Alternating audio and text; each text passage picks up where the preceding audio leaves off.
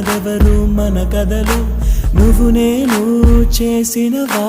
మన పేరున జరిగే పనులు ఇది మంచి అని అది చెడ్డదని తూకాలు వెయ్యగలవారెవరు అందరికీ చివరాఖరికి తుది తీర్పు ఒక్కడే పైవాడు అవుతున్న మేలు కీడు అనుభవాలేగా రెండు దైవం చేతి బొమ్మలేగా నువ్వు నేను ఎవరైనా తలో పాత్ర వెయ్యకుంటే కాలయాత్ర కదిలే